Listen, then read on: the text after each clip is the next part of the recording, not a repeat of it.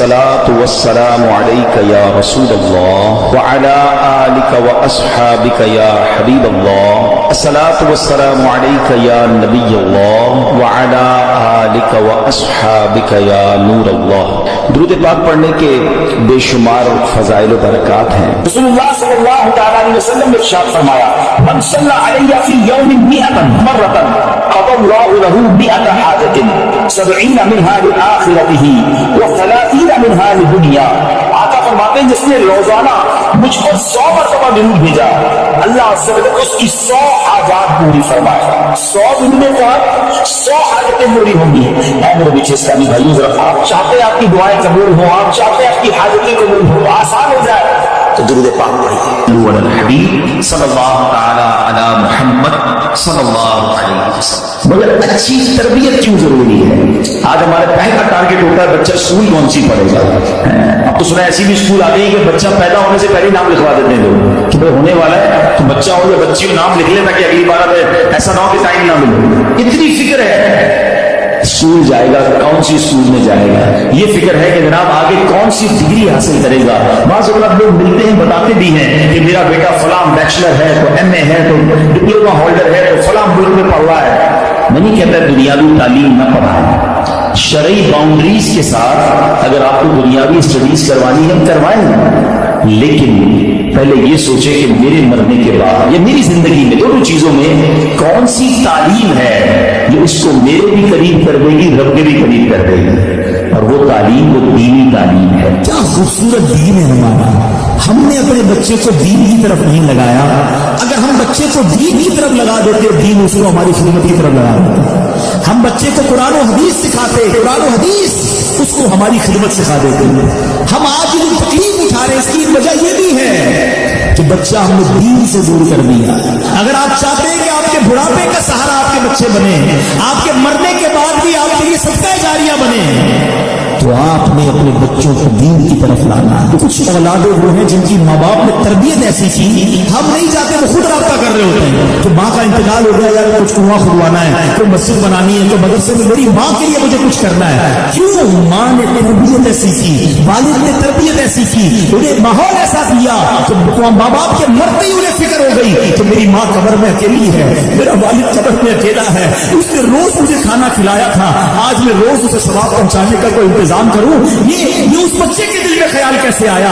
کیونکہ اللہ نے اسے اچھا ماحول عطا کیا, ماں باپ نے اس کو اس ماحول کی طرف بڑھایا. تو خدارا اپنے بچوں کی ایسی تربیت کرو کہ بڑھاپے میں بھی تمہارا ساتھ دیں اور مرنے کے بعد بھی تمہارے لیے صدقہ جاریہ کا باعث بن جائیں. آپ کے بچے آپ کے قدموں میں رہیں گے اگر آپ نے بچوں کو دیندار بنا دیا. اللہ کرے یہ فارمولہ سمجھ آ جائے نا.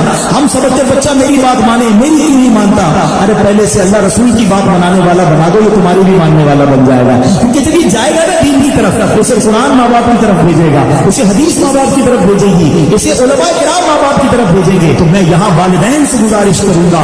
یہ بڑا مجرب ایک عمل ہم نے دیکھا, بزرگوں سے سنا کہ جس کے یہاں بیٹا نہ ہوتا ہو یا بیٹی کی تمنا ہو تو وہ سیدنا حمزہ رضی اللہ عنہ کے مزار پر حاضری دے کر یہ تمنا کرے کہ یا اللہ ان کی برکت سے جو بیٹا عطا فرماؤ, جب بیٹا عطا ہوگا تو میں اس کا نام حمزہ رکھوں گا. کئی حمزہ ملے مجھے, یہ بتایا تھا, ہم نے وہاں جا کے نیت کی اور یہ حمزہ ہمیں مل گیا. چلے جو نہیں جا سکتے آج ان کا تصور کر کے اللہ سے دعا کرنی ہے کہ اللہ ان کے صدقے بیٹا عطا فرما دے. ہم بیٹا نبی پاک کے مبارک چچا کے نام پر حمزہ رکھیں گے. میرا کریم مولا دینے والا ہے اور بچوں کے صدقے ہم پر بھی کرم ہو جائے گا. آپ کو مشورہ دیتا ہوں کہ اپنے بچے کو دین کی طرف بھیجیے, اس کو انکریج کیجیے. اگر وہ مسجد میں جاتا ہے اس کی حوصلہ افزائی کیجیے, اچھے ماحول سے اسے وابستہ کر دیجیے. واللہ آپ اپنے بچے کو دین کی طرف لگا دیجیے, دین اس بچے کو آپ کے قدموں میں ڈال دے گا, دین آپ کا فرمانبردار بنا دے گا. کیونکہ وہ جب قرآن پڑھے گا ماں باپ کے آداب سنے گا, جب وہ حدیث پڑھے گا اس کو والدین کا ادب پتہ چلے گا, تو میری دنیا بھی اچھی ہو جائے گی اگر میری اولاد نیک بن جائے. اور سبحان اللہ مرنے کے بعد تو نیک اولاد نے کام آنا ہے.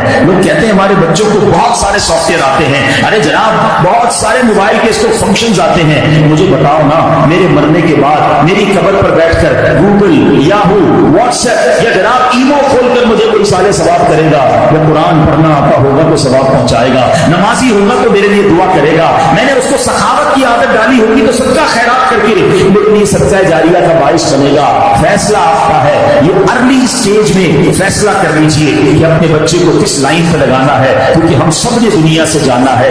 नेक औलाद छोड़कर जाओगे तो वो कब्र में सदका जारिया का बाइस बनेगी। और एक बात और याद रखिए, बच्चा नेक पता कैसे बनेगा? जब हम नेक बनेंगे। बच्चे का सबसे पहली इंस्पिरेशन उसके वालिदैन है। वो बाप को देखता है मेरा बाप नमाजी है कि नहीं है? बाप कहे मैं सिर्फ जुम्मे की नमाज पढ़ूं, बच्चा 5 वक्त का नमाजी बन जाए, ऐसा मुश्किल है।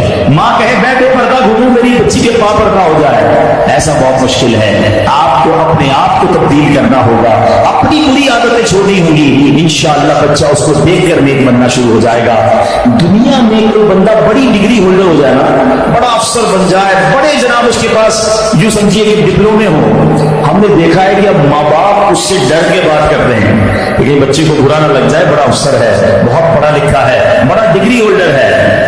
मगर सच बताऊं कि जब किसी का बेटा आलिम बन जाता है ना, मुफ्ती बन जाता है ना, तो वो बेटा डरता है कि कहीं माँ बाप को बुरा ना लग जाए, क्योंकि उसको शरीयत ने बताया है कि माँ बाप को उफ न कहना, माँ बाप को तकलीफ न देना, उनकी दिल आजारी न करना।